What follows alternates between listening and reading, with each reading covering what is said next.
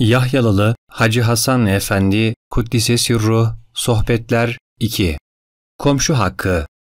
Kıymetli kardeşlerim, Rabbimiz Teala ve Tekaddes Hazretleri ayet-i celile-i cemilesinde şöyle buyuruyor: Allah'a ibadet edin ve ona hiçbir şeyi ortak koşmayın. Ana babaya, akrabaya, yetimlere, yoksullara, yakın komşuya, uzak komşuya, yolcuya, ellerinizin altında bulunanlara, köle ve cariyelere iyi davranın. Allah kendini beğenen ve daima böbürlenen kimseyi sevmez. Kur'an-ı Kerim Nisa Suresi 36. Arifler, insanların kemale ermelerini 3 şeye bağlamışlardır. Birincisi hüsn-i muaşeret, yani insanlarla iyi geçinmek. Hangi zümreden, hangi meşrepten olursa olsun, beraber yaşadığımız insanlarla güzel geçinmek. Komşunun komşu üzerinde 3 hakkı vardır.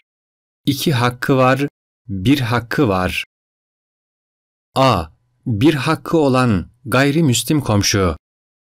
Aldığı yiyecekleri evine getirirken ister Yahudi, ister Hristiyan olsun, komşusu görür de Müslüman, onlara bir miktar ayırıp vermezse, ahirette o komşusu yakasına yapışacak.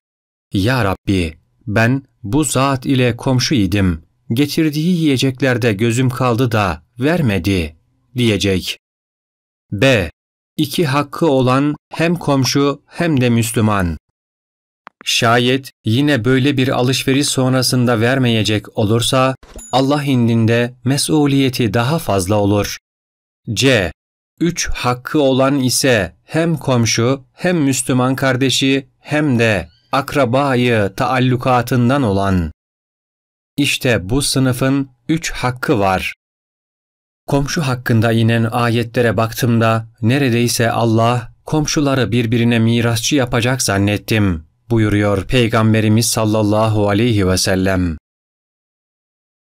Yine Resulullah Efendimiz sallallahu aleyhi ve sellem 4 cihetten 10'ar ev, toplam 40 ev komşundur. Onlara iyilik edeceksin. Herkes senden memnun olacak, buyuruyorlar.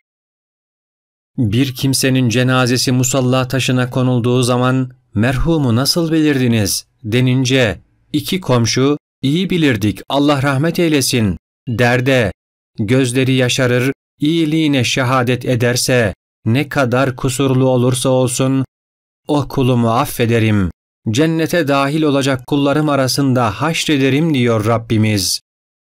Fakat bir kimse ne kadar iyi olursa olsun, ne kadar sevap işlemiş olursa olsun, ne kadar ibadet-ü taatla ömrünü geçirmiş olursa olsun, komşusunu incitmişse hakkında öldü de kurtulduk denirse cehenneme müstehak olanlardan olmuştur. İşte komşu hakkı bu derece önemli bir dini ve sosyal vecibedir. Bakınız, şimdi komşularıyla güzel geçinenlerden bir Allah velisinin halini anlatayım sizlere.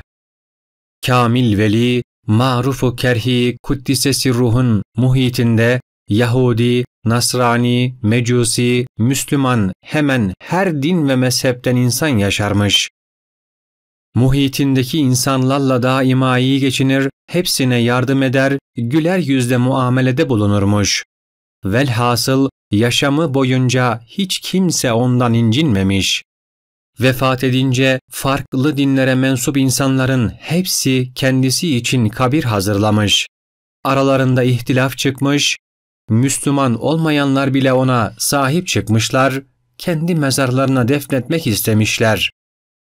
Bu ihtilaflar karşısında marufu kerhi kuddise sirruhun hizmetkarları gelip şöyle vasiyet etti demişler.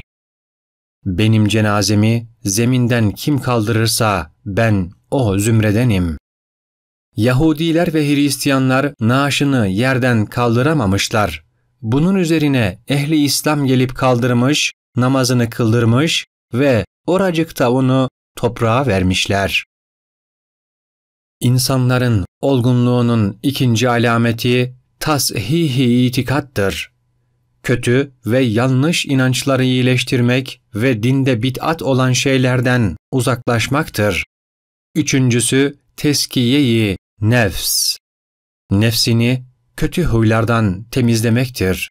Bu üçü bir araya geldiği zaman insan kemale ermiş olur. Rabbimiz bizleri çevresiyle hüsnü muaşerette bulunan kamil müminlerden eylesin. Amin. Hamd olsun alemlerin Rabbi olan Allah'a.